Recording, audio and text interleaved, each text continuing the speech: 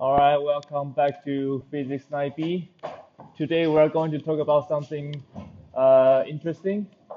When something is interesting to a lecturer, it's usually a disaster for students, so make sure you pay attention and keep up.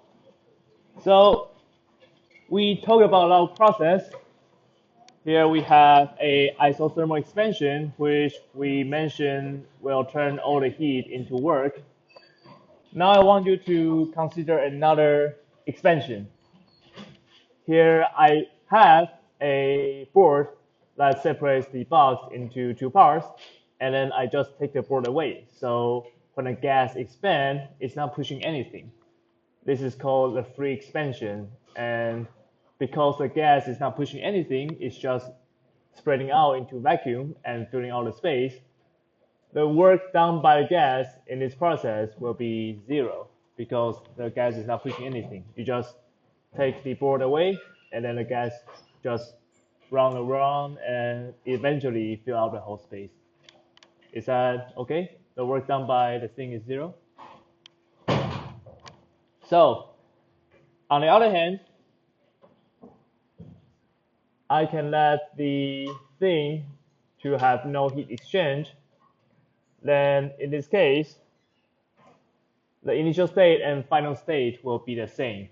Here, the two processes start with the same initial state, same volume, same temperature, same energy. Then on the top, for free expansion, the gas just lose no energy when they go to the other side because it's not doing work, it's not blocked by anything, it's not pushing anything. The work going out of the gas is zero, and there's also no heat flowing into the gas, so at the end, the temperature and the initial temperature is the same. At below, the heat that goes in equals the work that goes out, so energy is still the same as the initial state. But what I want you to see is that there are two different processes, and starting with same initial state, same final state. But you see, for these two processes, the work done by the gas is different, and the heat flowing into the gas is different. Okay? Okay. So, question. If the pressure, temperature, volume, energy, and particle number doesn't depend on the process, then what exactly depends on the process in the previous example? What have you seen that even though the two gas start with the same initial state and end with the same final state, but something's different between these two processes. What exactly is different between these two processes? So you see the initial state and the final state start with the same temperature, so same energy, the particle number is the same. They also end with the same energy, so that is not energy. Work and heat, very good. So what you have seen is that for pressure, temperature, volume, energy, or particle number, all you need is a state. You don't need a process. We can have a well-defined pressure, temperature, volume, energy, particle number for the initial state. I can just give you the initial state and ask you what's the temperature, what's the volume, what's the pressure. But for work and heat, they do depend on the process. If I just give you initial state and final state and ask you what's the work done, you don't know the answer because it depends on how the gas is expanding. It can expand in a way that it pushes the board, or it can just do free expansion. Same with the heat. Heat depends on the process. It is a change of energy or energy transfer. You're taking delta, you need two states to take delta. So these two need an entire process to be calculated. So this difference inspires us to give you another terminology called state variables. A state variable is whatever that can be defined just by a state. If I just give you the initial state of a gas, you already know the pressure, temperature, volume, energy, particle number. But if I just give you a state, here's a gas at T0, what's the work done? Well, you don't know the work done because you haven't do anything yet. You need an entire process to figure out how much work have the gas done for the entire process and how much heat has flowed in for the entire process. So these two are not state variables. They depend on not just one state, not two states, but every single intermediate step of the process. Okay? So this is what we mean by state variable. Any question? Good. Now, more terminology. Within all the state variables, there's something called extensive and there's something called intensive. Let's consider just a box of gas. And I duplicate the gas and put them together. So I increase the size of the system. I just double the entire system. And you see that the particle number goes from 1, 2, 3, 4, 5, 6, 7, 8 to 16. The particle number, which is a state variable, doubled as I double the size of the system. But if I have a box of gas with temperature 300 and I duplicate it, the combined gas should still have the same temperature. If I put a 300 Kelvin gas with another 300 Kelvin gas, put them together, the temperature is still 300 Kelvin. So you see, within all the state variables, there's a difference between whether it will scale with the size of the system. Some variables will increase as you make the system bigger and bigger, and some will not, such as temperature. You can have as many bucks of gas as you want, but together the temperature doesn't increase. It's just the average energy of the gas. So in this case, we call the state variable that will grow with system size as an extensive state variable, and those that doesn't grow with system size is called intensive. Intensive is more easy to understand. It's just something like this related to the internal property of the system, just inside the system. You don't need to know the whole system to know it. So it doesn't grow with system size, and for extensive, it do grow with system size. Okay? Any question? So there will be a homework which you just do this and figure out what are some other extensive and intensive state variables. All right, now the fun part.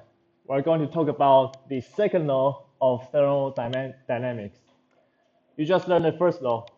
The first law is energy conservation. Change of internal energy equals work minus heat. Equals heat minus work, I'm sorry. Heat goes in, increase energy. Work goes out, decrease energy. And now the second law of thermodynamics has several versions. The easiest version that you know right now is called heat flows from high temperature to low temperature.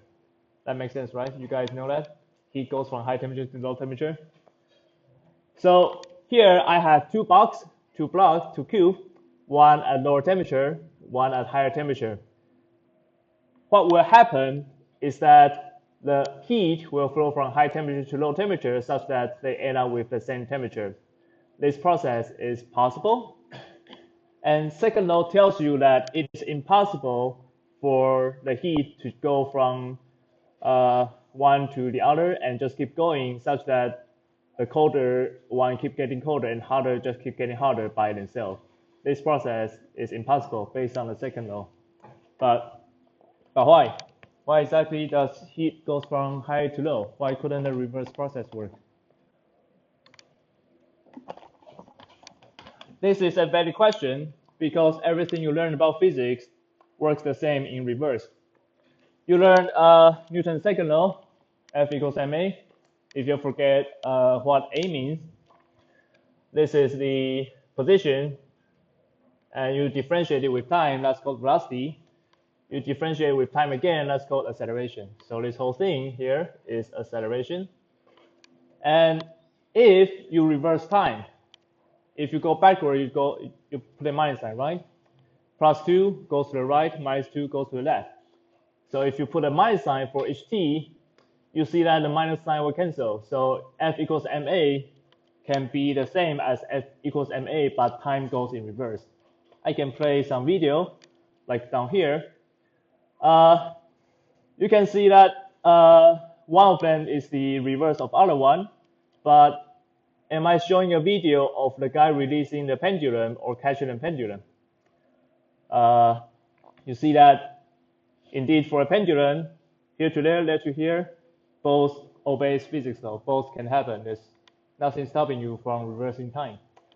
Even if you go to quantum mechanics, it's still symmetric under time reversal. There's nothing beyond time. There's nothing beyond quantum mechanics so far. So everything we know microscopically respect time reversal. You can reverse. So if you play a video and heat goes from high temperature to low temperature, there should be nothing stopping you from doing reverse. Reverse the video and then heat goes from low temperature to high temperature. So this is, however, this is only one particle. Okay, for one particle, things look symmetric. Let's look at what the thing looks like if you have multiple particles. So here, instead of one pendulum, I have a whole bunch of pendulum. These two are the same video, but one is reversed in time. Let's see if you can tell which one is reversed. So go ahead and pull out your eye clicker, and let's see if you can figure it out.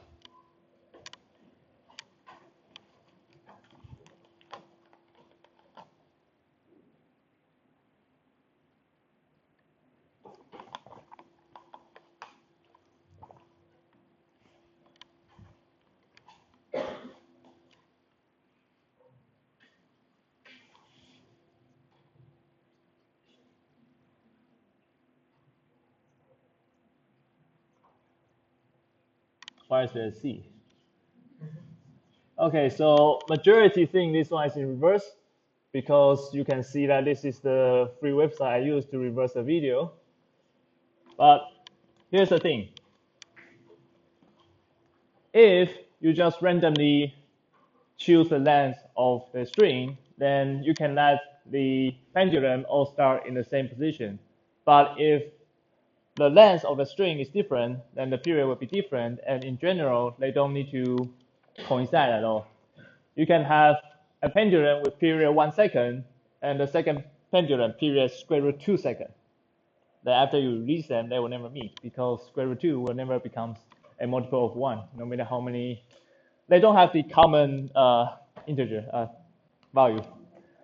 So I hope you can tell that if you have a lot of particles, if you have a lot of pendulum, then you can tell that this one is the right thing, and this one is in reverse. Do you guys buy that? Yeah. But every single individual pendulum obeys Newton's second law. Every single pendulum looks the same, no matter if you play the video in reverse or backward. So the only reason that tells you which one is in reverse is that when there's a lot of particle. When there's a lot of particle, in general, they don't have to have any correlation. They don't have to move together. So you can start your experiment with everything together. That's easy. But if you just randomly let them go and hope that they come back to a same initial alignment that looks organized, that is statistically impossible. The probability for that to happen is just so low, you know that it's not going to happen if you just choose a bunch of particles randomly. So that is actually the reason why heat goes from high temperature to low temperature. Microscopically, what happens here is exactly what you saw for the pendulum. When you have a lot of particles, it's easy to tell the flow of time because it's just really hard for a lot of particles to go back to the same organized motion by random chance. By random chance, everything will just look randomly. And the reverse process is fine, but it's just that it's very rare that it will never happen by chance. You have to wait long enough for it to happen, and if you have a lot of particles, you will see that the probability decrease. So short answer of why heat goes from high temperature to low temperature is that you live in a universe that has more than one particle. Okay? Let's dig into this thing further. So, how exactly does the increasing of particle number affect the probability? Let's do a simple exercise and look at throwing coins. You can throw a coin and the chance will be 50-50. And if you have two coins, there will be 4 different possible outcomes. Red, red, red, blue, blue, red, blue, blue. But you can organize the final state just by the total number of red or total number of blue. So you see these two states both have like one blue, one red. If you increase the number of coins, now you have 3 coins. You see these two outcome or these two macroscopic outcome, which you don't care about exactly which one is red, which one is blue. You just care about the total number of red or blue. You see now there's 3 times more possible than the outcome that is all the same color. Here you only have 2 times more, and here you have 3 times more. If you increase the coin even further, now you have 4 coins, you will see that the probability distribution will tend to concentrate at the most probable outcome. If you increase it even more, it's like this. If you increase even more, it's like this. And if you now look at our real world has a lot of particles, and the order of magnitude will be a mole, which is 6 times 10 to the power 23 coins. If you actually have time to draw that many coins, the graph will look something like this, which the most probable outcome will just go all the way out of the range of this slide. So what this means is that when you have so many particles, so many coins, the final outcome will for sure be 50-50. For fewer coins, it is possible to, by chance, hit the state with all of them being red.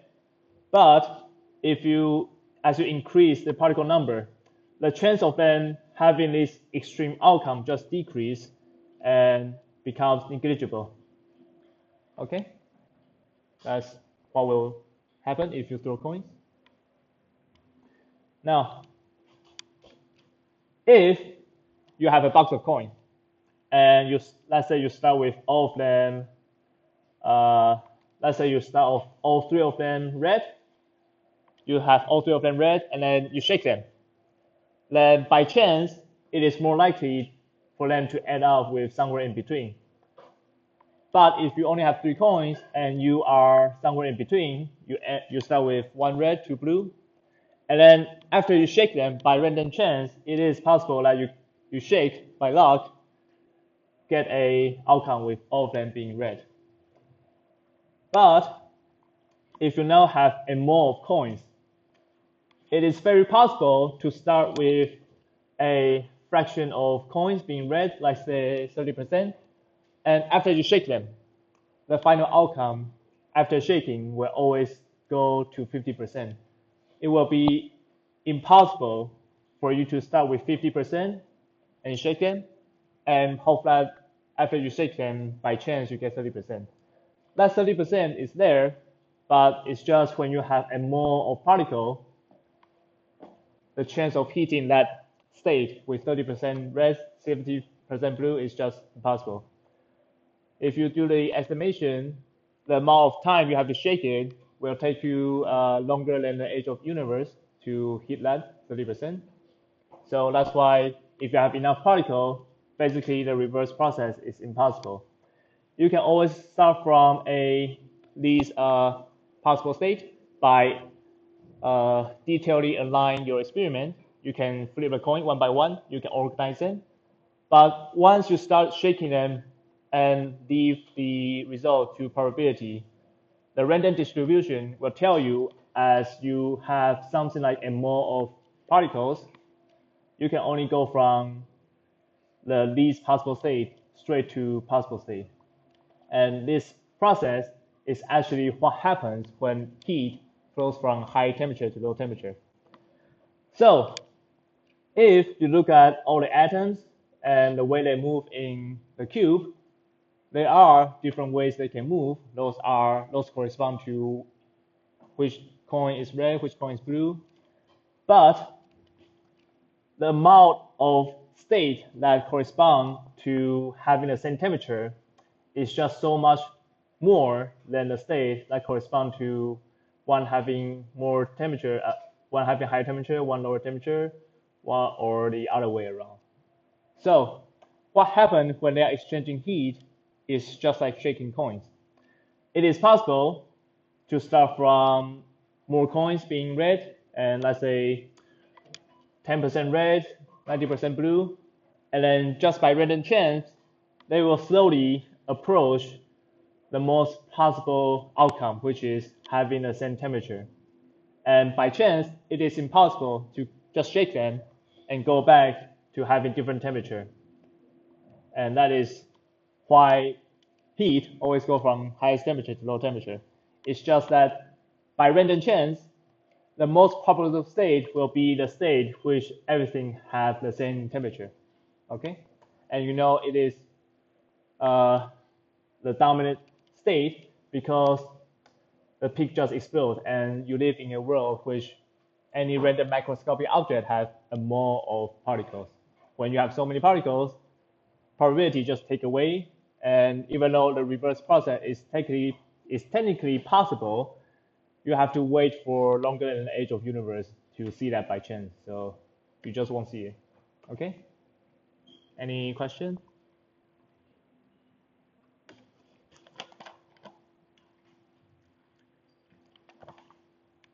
All right.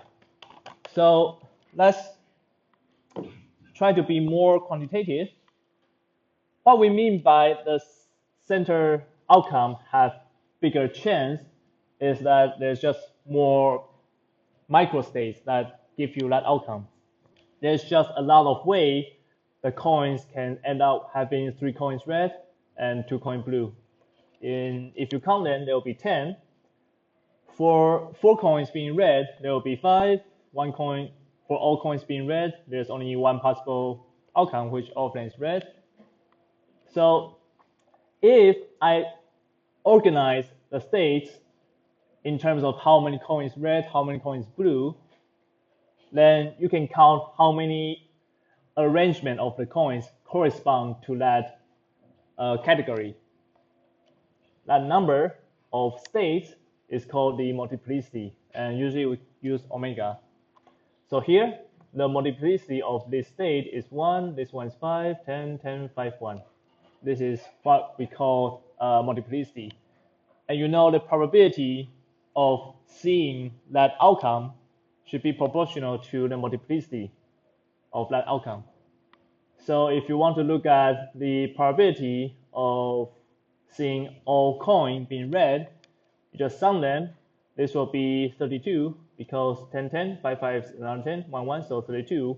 And there's only one of 32 outcomes that correspond to all red. So if you want to look at the probability of hitting all 5 coins being red, the probability will be 1 over 32. And if you look at the probability in between, that is just a lot higher.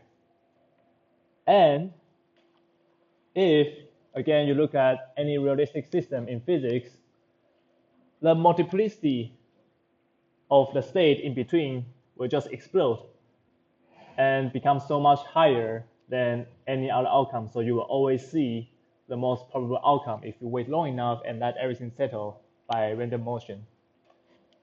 Any question with what is multiplicity?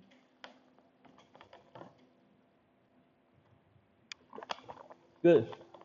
Now, the thing is that if you have already a mole of particle and you further calculate its multiplicity, that number is just really big. It will be so big that even your calculator couldn't handle it. So what do we do when the number is just too big, even for your modern calculator? You just take a log. That's how people do banking in ancient days. When they are calculating all the interest rate and stuff, and the number is just so big, they take a log. So instead of just looking at the multiplicity, we take a log and put in a Boltzmann constant for good luck and define this thing as entropy. Okay? So if you have higher entropy, it means that the state you have correspond to a bigger multiplicity. And that means it is more possible for you to see that state. And by more possible, you will always see that state in this universe if you wait long enough. That's what we mean by reaching thermal equilibrium. The thing that is proportional to the probability is the multiplicity, but because we don't want you to write down 10 to the power of 10 to the power of 10 to, even if you use 10 to the power of something, that power will still be so long to fit into that paper, so you must take a log. And we define this as entropy. So when the thing reaches thermal equilibrium, they will approach the state with highest multiplicity, and entropy will increase. Okay? Now, let's combine what you learned today. Should entropy is a state variable, of course. I give you a state, you count how many microstates or how many different ways they can arrange into that state, and you can plug that multiplicity in, take a log, and you get entropy. Is this state variable intensive or extensive? And I guess I just spoiled the first question. It is a state variable. You can always just give me a box of gas. I can count how many ways this box of gas can behave under this temperature, pressure, and volume. So it is a state variable, but is it extensive or intensive?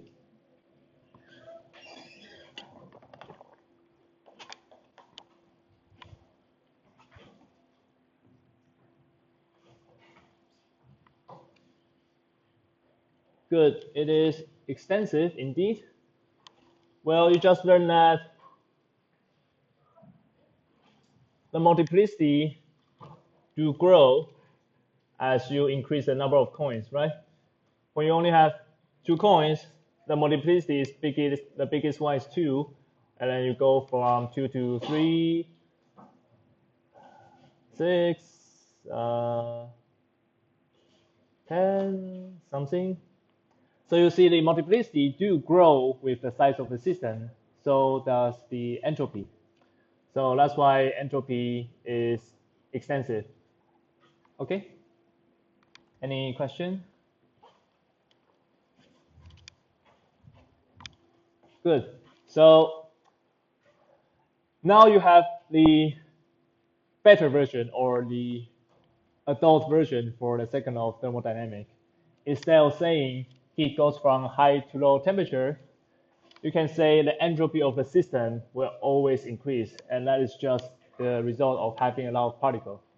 That's just probability doing the job. The probability to see the outcome is just so dominated by the most probable state, such that by random chance, the system will always fluctuate and go into the state which has the most possible outcome. Okay?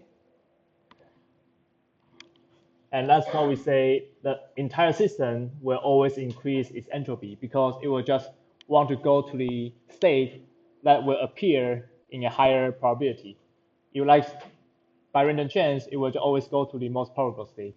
Just like you have a box of coin, and by shaking it, it will always approach 50-50 if you have enough coin in the box. Okay?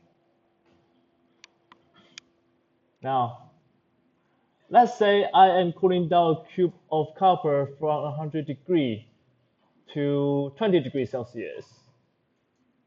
And I do that by immersing it in water. I cool it down by throwing this cube of copper into water. So is the entropy of the copper increasing or decreasing as it cools down?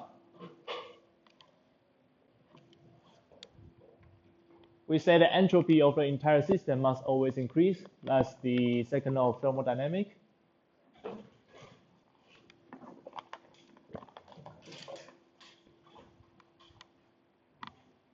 But how about just a single system?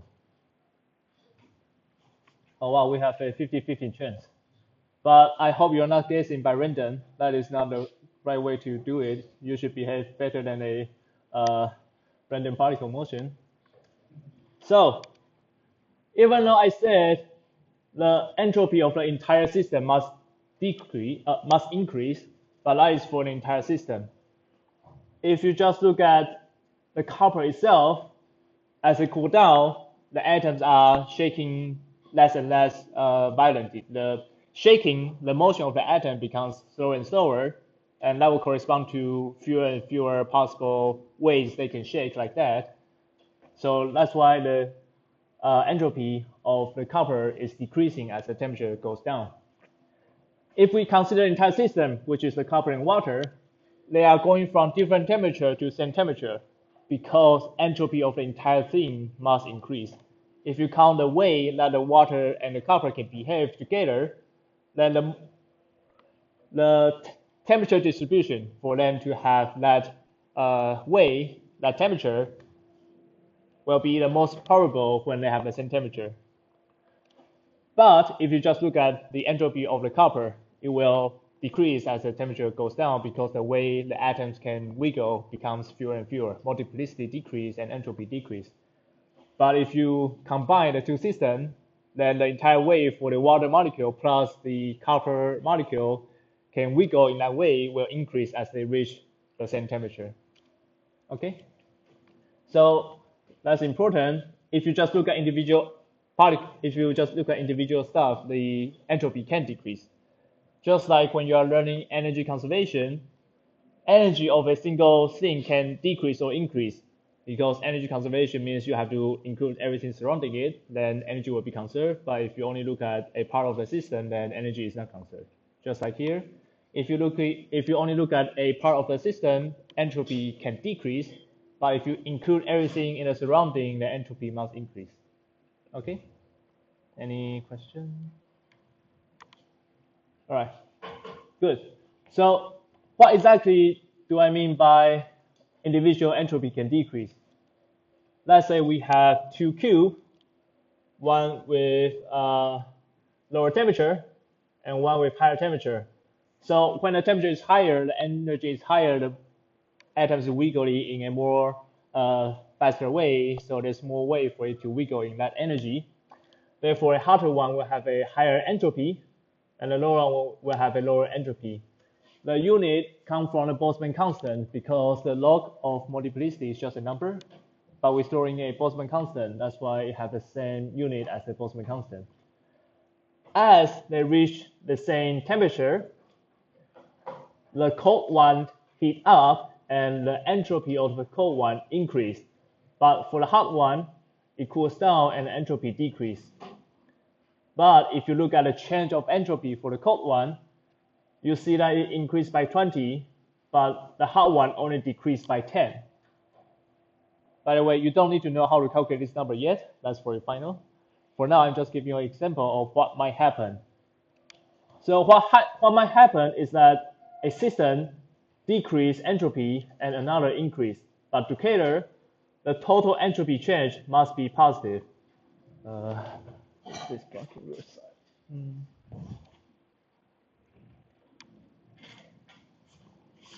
Okay, so the total entropy change must be positive, and you see indeed when you add the entropy change of the individual system, you get an overall increase of entropy for the entire thing. So that's how you should look at this thing. The second law of thermodynamics tells you that the entropy of the entire system must increase, but individually, some part of the system can be decreasing entropy as long as the overall increase is positive. Okay? Any questions?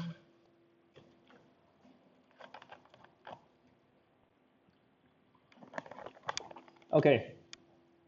So let's look at these two cubes, one cold, one hot.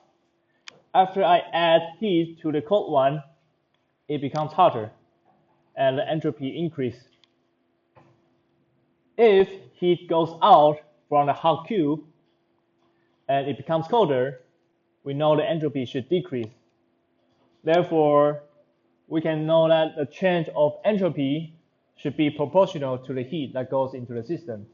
If heat goes into the system, entropy increase, and if heat goes out, entropy decrease. So it should be somehow related positively to the heat going into the system. Okay, but let's look at this two cube. We know that this one is colder, this one's hotter, and then they reach the same temperature. This two cube is the same cube as this example. So I'm just looking at this two cube individually. We know that the cold one that gets hot increase entropy, and the cold one that gets cold decrease entropy. But the total entropy change of the system should be positive. If the entropy is only proportional to the heat, then the heat that goes into the system, let's say system 1 is cold one, and system 2 is a hot one. The heat that goes into the system 1 and the heat goes into the system 2 is equal and opposite because energy is conserved, they are exchanging heat. The heat that flows out of the hot one ends up entering the cold one. So if you just have something proportional to heat, then the total exchange of heat of the entire system is 0. But that's not entropy. Entropy must be positive after they reach. The entropy change must be positive after you reach thermal equilibrium. So if entropy change is only proportional to the heat, then they will get 0 entropy change. That's not what we learned. So what should we do? We know the direction of heat flow is related to temperature. So if you modify this equation with temperature, the cold one has lower temperature, TL, and the hot one has higher temperature, TH. The heat that goes in is equal and opposite. So if you divide it by temperature, you see the -1 is divided by a higher temperature, which makes the number smaller. A bigger denominator means smaller fractional number. So if you weight the change of entropy by their temperature in the denominator, then the cold one will always increase more entropy than that decrease by the hotter one. The hot one will decrease entropy, the cold one will increase entropy. As long as you put the temperature at the denominator, you can make sure that the outcome of thermal equilibrium is that the entropy change will be bigger than 0. So here we know what exactly gives you the entropy change. It is proportional to the heat, but you have to weight it with the temperature of the system. In this case, when they reach thermal equilibrium, heat goes from high to low temperature. The total change of the entropy will always be positive. Okay? Good. So you see delta S equals this, and you have something similar before, which is work equals pressure times the change of volume. So if this means that the area under PV curve is the work done by the gas, what will be the area under temperature entropy curve of a gas if this is the relation between entropy, heat, and temperature?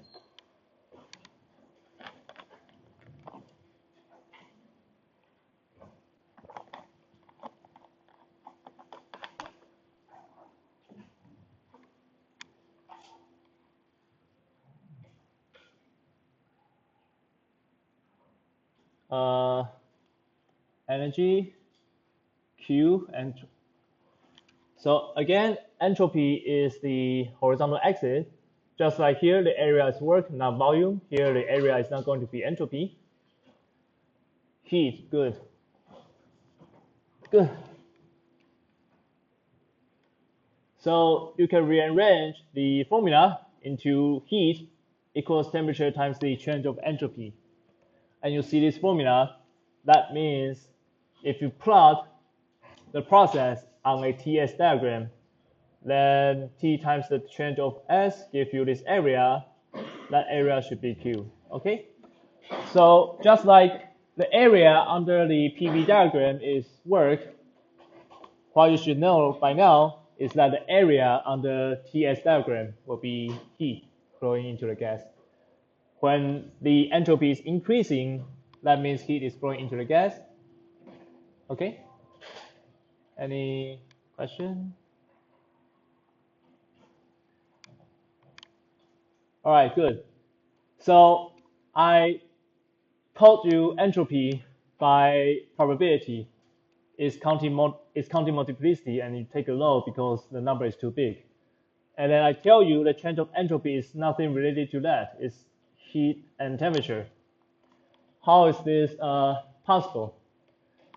It is possible if you define temperature in a clever way.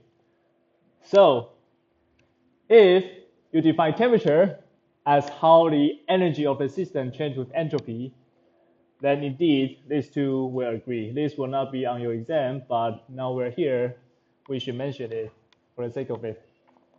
This is the true definition of entropy. It's not the average energy, but they will be the same if you are looking at ideal gas. The baby version is that temperature is the average energy of ideal gas. That's what you should know. But the real version is that the temperature is a scale that tells you how your energy changes with the entropy. So that's why when you have the right definition of temperature, you can form the second law and make the state approach the most probable one. But this won't be on your exam. So that's all for thermal part. Okay. Now we are going to enter the last part of our class, fluid dynamics. In the beginning, we have been studying waves, light, and gas. Those are phenomena that doesn't include gravity. Now we are going to put gravity into our particle system with a lot of particles. Now, not here. All right, sure question, A or B.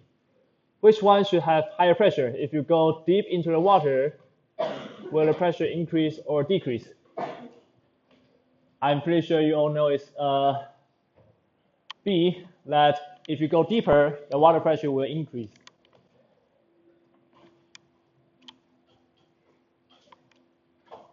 And let's look at a demonstration that proves that.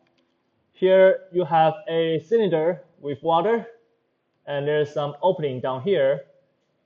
And as you open the opening at different height, you see that the water jet coming from lower part is going out in the fastest speed, and they shoot the farthest distance. It tells you that the water at the bottom of the cylinder is indeed higher. That's why it can push the water jet out in a faster speed, and the water jet end up going a farther distance. So indeed, if you go deeper into the water, the pressure should increase. Okay?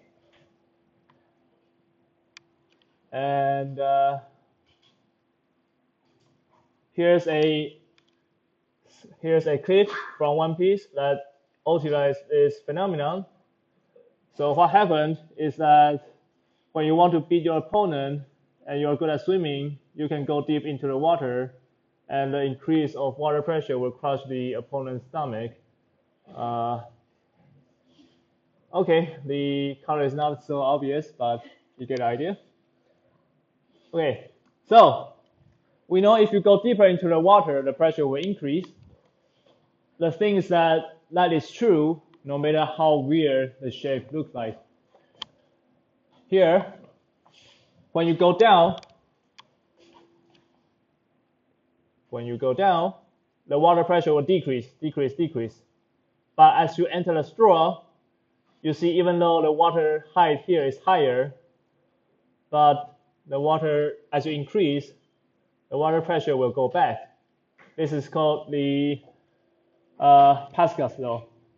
Because the pressure is connected, so the pressure change will decrease and increase by the same amount as you go back to the initial height, even though one is in a straw, one is outside the straw. But because the water down here is connected, so if you look at the same depth, they have the same water pressure. There's a classic demonstration for this phenomenon. You see all kind of weird shape, but if you fill them with water,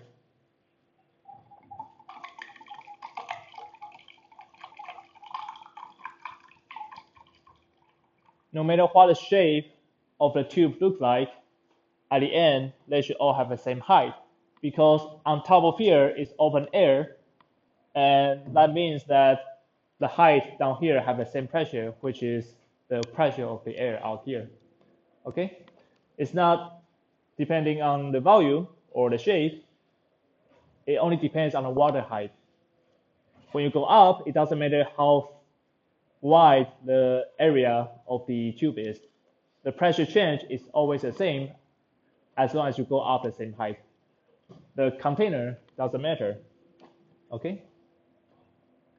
So, if that is true, what does it mean about the air pressure inside this person's mouth? If you are using a straw and you want to suck the water up like this, does it mean that you should make your air pressure inside the mouth bigger or smaller than the outside air pressure?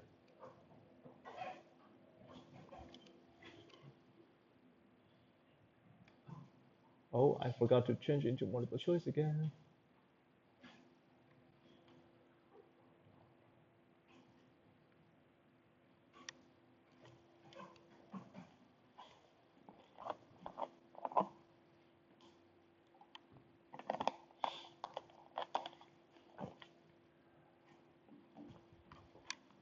All right, so we say these 2 points have the same pressure, the air pressure, because this point and the water surface in the cup have the same height. So if this point is connected to the air, which has pressure P air, then this point at the same height will have the same pressure, but that is this point in the middle.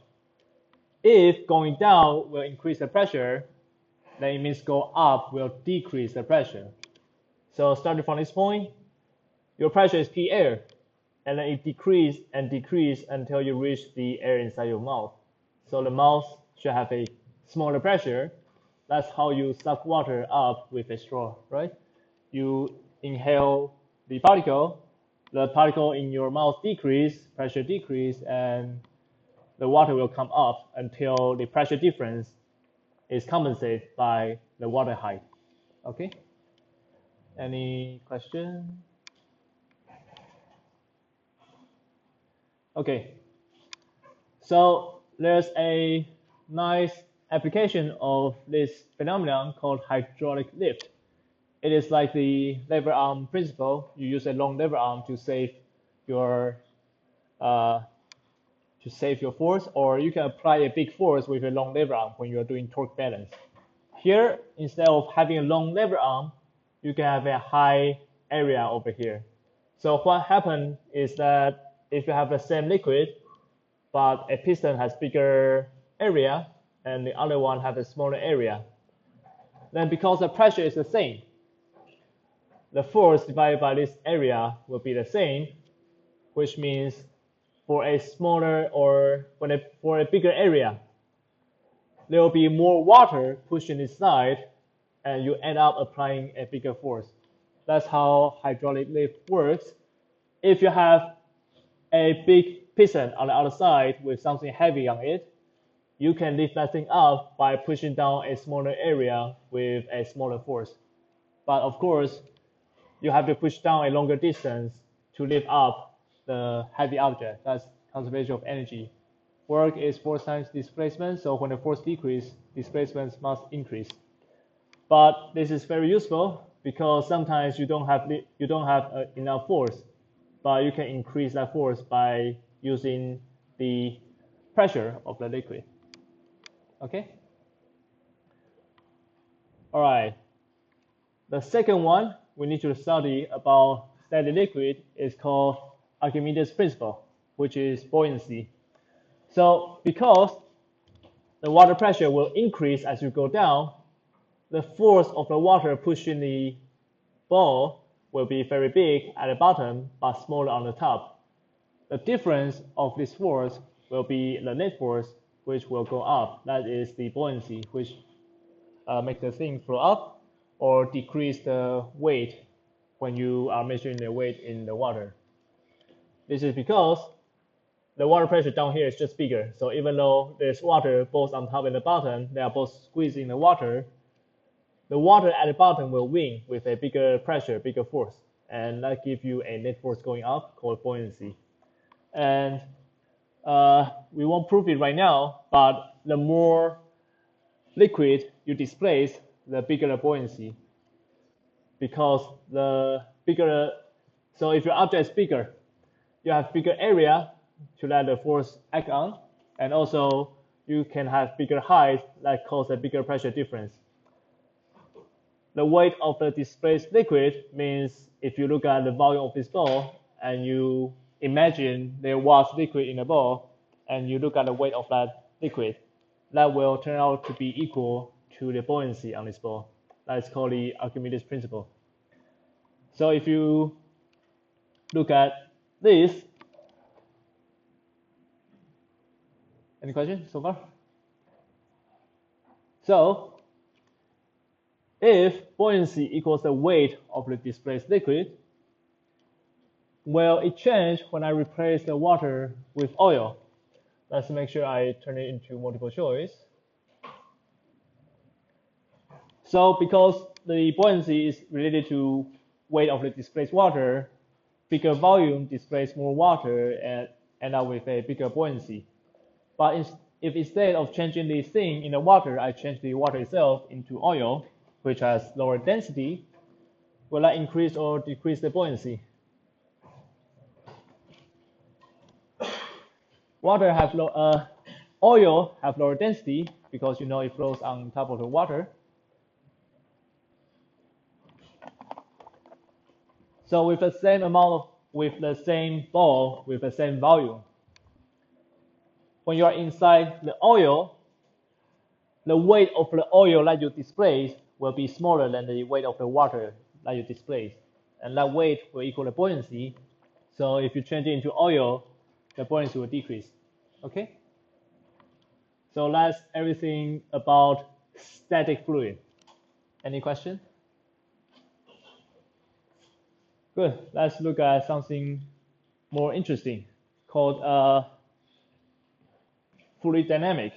So what I have here is an air pipe. There's an air pump behind here that will make the air flow. When the air is not flowing, you see the water is the same height down here. But as I make the air flow, the pipe up here is designed such that the center part is more narrow. And that will cause some effect over here. You see that as the air is flowing, the center part got stuck up compared to the outer part. The center part will have a higher column, and you learn that when you look at a water height like this, the pressure will be the same at this height, which means as you go up, the pressure will decrease, and the air pressure at the center here is smaller than out here. That's what this experiment is telling you. As the air passes through this pipe, somehow the pressure decreases as the pipe gets narrower. That is what this experiment is showing you. Okay? Now, how do we understand this phenomenon? You have done an exercise before called dimensional analysis on pressure. We can do it again. Pressure is force by area. You can multiply both top and bottom by a displacement, and you see force times displacement is work, that's energy. Area times another length becomes volume. So pressure has the same dimension as energy divided by volume. Pressure is actually a type of energy. Before, you learned potential energy, kinetic energy, and in this class, you learn that there's a thing called internal energy For ideal gas, it is related to the temperature. Here, for water, the internal energy can be represented by the pressure, but not just internal energy, the density, because you can have more bulks of water, the energy should increase, but pressure always stays the same because it is the average energy or average by volume that becomes the energy density. Okay? So, if you apply energy conservation to water, we can technically divide every energy by the volume, then the whole thing should still be a constant. Instead of just looking at energy sum to constant, we can look at energy density being a constant. Then what you are looking at are your favorite kinetic energy, gravitational potential energy, and now you learn that pressure should also be a energy. It's not kinetic energy, it's not potential energy, because the water doesn't have to be moving to have pressure, and it doesn't have to be at a specific height to have pressure. So when you look at the fact that when the water goes down, when you go down into the water, the pressure increase, you can think of the potential energy, gravitational potential energy, which decrease as you go down, turns into the pressure. That's why the pressure is bigger when you go down into the water. Potential energy turns into not kinetic energy, but pressure. Okay? Similarly, you can increase the kinetic energy of the water in whatever way. And what happened is that one of them must decrease. And that's what happened when you look at this pipe. When water flows through the pipe and the pipe becomes narrower, the speed of the water must speed up in order to pass through the narrow pipe. If you put like 1 liter per second, you need a faster moving rate to pass through the same amount of water if the pipe is narrower. So the water should speed up as it passes through the narrow region. Same with this air pipe over here. When air flows from wider pipe to narrower pipe, it should speed up at this narrow part in order to move all the air to the other side in time. You can move a lot of air at the same time but slowly, or fewer air but faster, so that the total amount of air that flows through the pipe is the same at different regions. So if the water has to speed up at the center part, it means the kinetic energy of the water speeds up. But potential energy stays the same because the height is the same if you put a pipe in a horizontal way.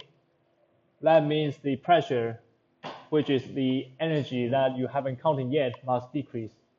Okay?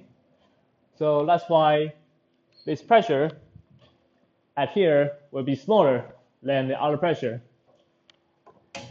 When air is flowing through its pipe, the narrow region forces the air to speed up, which turns some other energy into kinetic energy.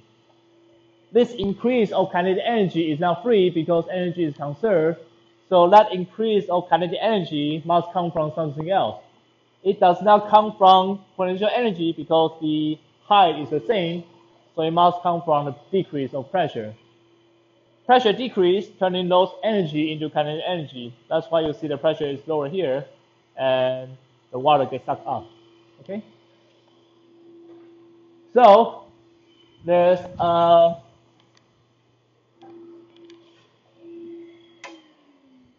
a common way to think of it, which is faster the speed, lower the pressure.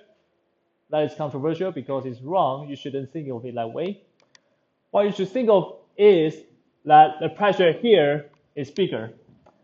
Because the pressure at the widest side is bigger than this narrow side, the net force goes right. The pressure here is bigger than the pressure here, so the water will be speed up toward the right, and that's why now it is flowing faster in the center. It is not that the speed of water decrease the pressure. It is the increase of pressure speed of water, or the decrease of pressure in the front make the water speed up. That's why they are related. That's the correct way to think of it. Okay? So this is Bernoulli's principle. Any question? All right, the last thing I must talk about is a very common demonstration for Bernoulli's principle. When you have an air jet, you can deviate a ball like this, and it doesn't take much attention to keep it up there. You can put it down, it stays there. That's too much. But here you see that it seems like the air jet is keeping its ball at that location. So the common explanation is that because the air speed is faster, Bernoulli's principle tells you the pressure should decrease. So now you're looking at low pressure air sucking the ball and keep it over that position. That explanation is wrong because this only works for conserved energy. This is energy conservation. The reason that the air or the reason that the water is flowing faster is because energy is conserved, pressure turns into kinetic energy. But now, the reason that this air is flowing faster is not because of any energy decrease, but because of this guy. This thing is doing work to the gas. That's why this gas is moving faster. When we look at Bernoulli's principle this way, we need to look at a system that has conserved energy. Here, there's no engine pushing the water. It's just the water itself speeding up due to the constraint of the tube or a decrease of pressure. Here, there's this guy. This guy is doing work to the gas. That's why this gas is moving faster. The water is moving faster here because of the decrease of pressure, but the air moving here is faster simply because it has more energy. Nothing has to decrease to give the air the kinetic energy. So this is not caused by Bernoulli's principle. Well, then what is the correct explanation? The correct explanation is called the Conda effect. This is a common effect you can see in everyday life, but textbooks don't talk about it because you have too much to study already. So you see you can blow a candle even though there's a curved wine bottle in between. And when liquid flows down a curved cup, it follows the cup instead of flowing into where you want it to flow. That is called Conda effect. And here is some cool optical device that shows you the airflow. What he has is a air dryer. And let's look at how the airflow will behave after it passes through a curved surface. You will see that the airflow will bend down following the curve of the curved surface. This bending is not caused by energy conservation. In fact, this bending is caused by the viscosity of the air, which takes away the energy. The viscosity is like the friction for fluid. So what happened is that the viscosity or the friction between the ball and the air slows down the air, and the air is dragged and have to follow the curvature of this curved surface. This curvature, this effect is called Conda effect, nothing to do with energy conservation. It has everything to do with the fact that energy of the air jet is not conserved. It loses energy due to friction, and that causes the air to bend downward. And here is some explanation that doesn't matter. Let's speed up to the part of the ping pong ball.